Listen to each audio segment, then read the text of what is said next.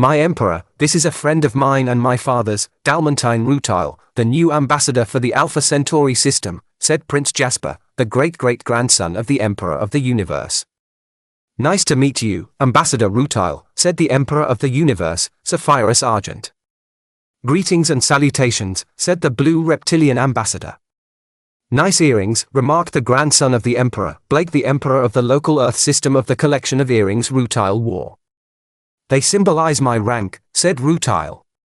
Ambassador, asked Sapphirus. No Emperor of Alpha Centauri, said Rutile. Oh nice, why are you acting as your own ambassador, asked Blake surprised. My last ambassador shamed us, I could not trust anyone but me to get the mining deal with Betelgeuse, we need to get it done right, said Rutile. It is an important deal, Sapphirus said. Yes, said Rutile. Emperor Dalmantine, this is Ambassador Ulexite of Betelgeuse, said Blake. Call me Ambassador Rutile, I am just here as an ambassador, Rutile said plainly. Okay, said Blake. Oh look, it's your brother-in-law Mishiogar from the Exoration Embassy, I need to have a word with him. Come, Prince Jasper, said Rutile. They all bid each other goodbye. Jasper and Rutile wandered off to meet Mishiogar. Only one of them would be seen alive again, the other would be accused of the other one's murder. Why did you kill him? Demanded the man in charge of the Galactic Police of the survivor. I didn't kill him or anyone, I am not a killer, let alone the Necromancer, said the accused, who was thought to be an assassin called the Necromancer. You are, and you did. We have got you at last, you psychopath, you won't kill again, said the Imperial General of the Guard. Uncle, this is crazy, said Jasper's father Prince Lakelandite, who was the real Necromancer to Sapphirus's brother Rhodonite, who didn't know he was the Necromancer. No. It's not Lancelot, Rhodonite said, he was found with the victim with a sword in his hand covered in his victim's blood. The Necromancer wouldn't be caught in such a stupid way, said Lakelandite. No, he was caught, said Rhodonite stubbornly, he shall die. I found him with a sword in him. He was dying, he asked me to take it out of him, he was a friend, I couldn't say no to him, said the survivor. Likely story, not, said Rhodonite. You are cop to the bone, Lakelandite snapped back. It's true, said the survivor, who looked Lakelandite in the eyes and said, help me, Dad. I will, my boy, even if it kills me, said Lakelandite glaring at Rhodonite. I hope you are proud of yourself, Lance, you have got your son in trouble, and if he is killed, it will be on your head, said Blake to his son. You're judging me already, you dad, said Lakelandite. I am the judge of the dead, judging is my job, boy, said Blake. In the afterlife he was a Grim Reaper at the time, and so was Lakelandite. Judge me all you want, I'm thinking, said Lakelandite. Who are you planning on killing now? Don't tell me, I'd rather not know, said Blake. I'm not planning on killing anyone, said Lakelandite, I'm thinking about saving my son's life. Fine, said Blake, handing yourself in will help there. Yeah right, you'd love that, said Lakelandite, teasing his dad. Are you looking to be locked up again? Blake snapped. I'm still tasting the metal of the jail bars, it lingers on my lips, let it haunt me, so I don't ever forget, returned Lakelandite, referring to a time he went to prison as the Necromancer for the police. He was cleared, of course. You two finished fighting, we have to save Junior, the Necromancer's adult daughter Christine said. She was visiting her grandfather and father's workplace. Blake looked like he was glaring at Lakelandite. Yes, said Blake. That's all I wanted, Lakelandite said.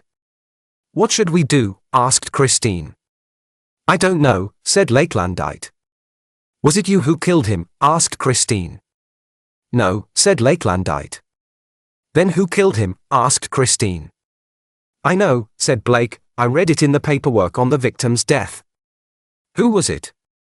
Lakelandite asked. Later. Do you confess? Rhodonite asked Jasper for the billionth time. No, I didn't kill anyone, replied Jasper before he was to be executed. You will pay for your crimes anyway, Necromancer, said Rhodonite. Do you want a blindfold before we disintegrate you?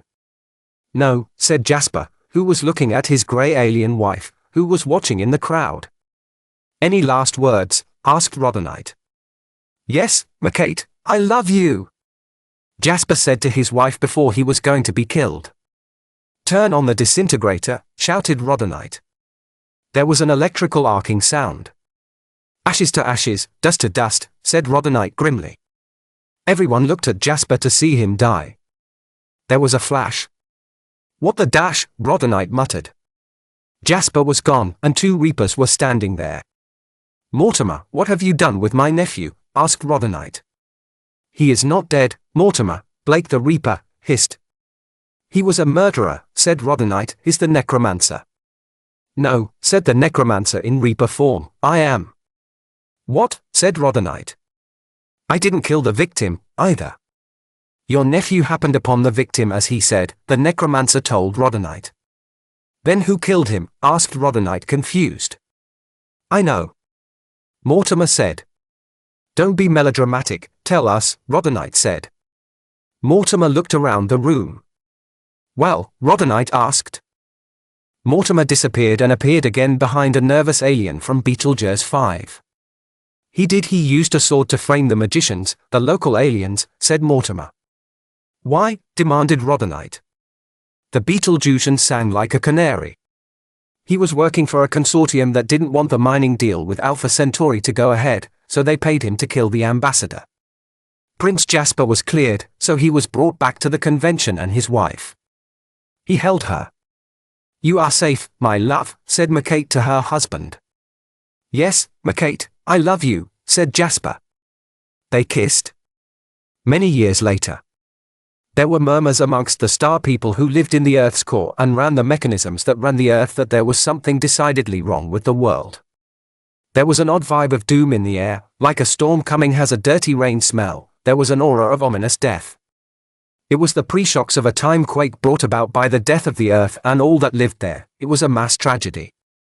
Time quakes were rare, and there had in time been only 2 other occurrences of time quakes, one being at the Big Bang, the other being the Big Crunch at the last moments of the last universe, causing the last Big Bang and the start of this universe. The aura was so strong that a sensitive enough person with clairvoyant powers like the time-sensitive doomsayer Prince Jasper Argent saw the core of the quake, the actual cause of the quake. It was a revenge killing, the killing of the Earth for the loss of one man. Not just any man, the Assassin's Emperor a decade before. The death of the Emperor caused a war between the people of the dead Emperor and the people of the planet, most of who didn't know of the war. It was an imperial assassination on the home planet of the Emperor of the Universe and his family, who were blamed for the death of the alien Emperor from the Alpha Centauri system, a minor rival to the Emperor of the Universe. The war was with the magicians, the Celestial Emperor's people. The humans were collateral damage as they coexisted with the magicians on the planet. When Jasper spoke to the Celestial Emperor, Sapphirus Argent, his grandfather, of the coming end of the Earth. What is it about you and the end of the world? Sapphirus moaned because of his grandson's odd habit of predicting the word's end accurately. Go bury yourself, you old fossil, said Jasper's father Lakelandite Argent to his father, who secretly was a semi-dead Grim Reaper. Sapphirus scoffed. What should we do? Asked Jasper, ignoring his father and grandfather, who were always fighting. We need to talk to the Timekeeper. He'll know what we should do to undo it, and if we can undo it, the Emperor said. Tempest, we need to see you, called Lakelandite. A wormhole in time opened. Come in, said a voice coming from the wormhole. They entered the wormhole and appeared in a pocket universe that existed somewhere between time and space, the halls of time. They met the voice's owner. He was very worried. Is it true the Earth is going to be blown up? Asked Sapphirus. I'm afraid so. I've been thinking about it for quite some time, said Tempest the Timekeeper.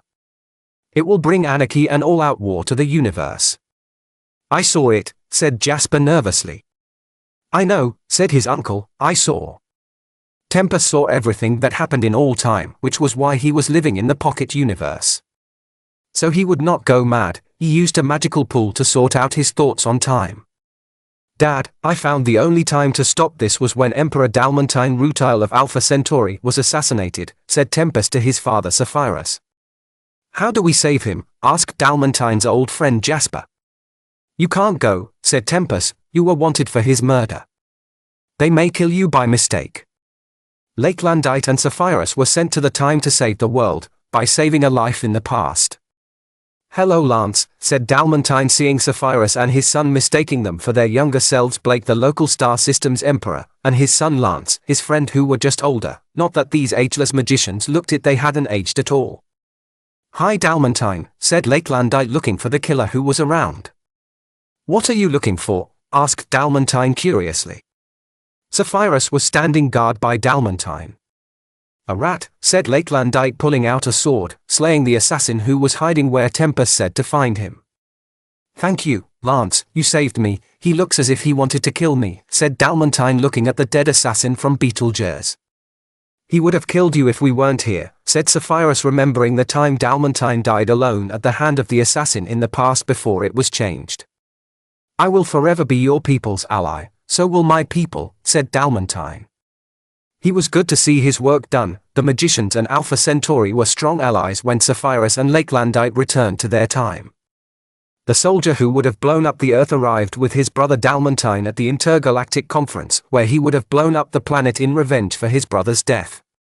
Hello, said Sapphirus to him at the moment the world was destroyed the last time around, nervously. Hello, said the soldier, I am happy to meet you. You saved my brother Dalmantine's life long ago. I have long wanted to thank you for it. It wasn't me, it was my grandson, Blake, and his son Lance, said Sapphirus, not lying. He was his grandfather out of a trick of fate and an accident in time. Blake was his younger self. You saved him, said the soldier, who saw everything to do with Sapphirus's people to be caused by him and blamed him for his brother's death. Sapphirus realized. I saved him in spirit, said Sapphirus, smiling.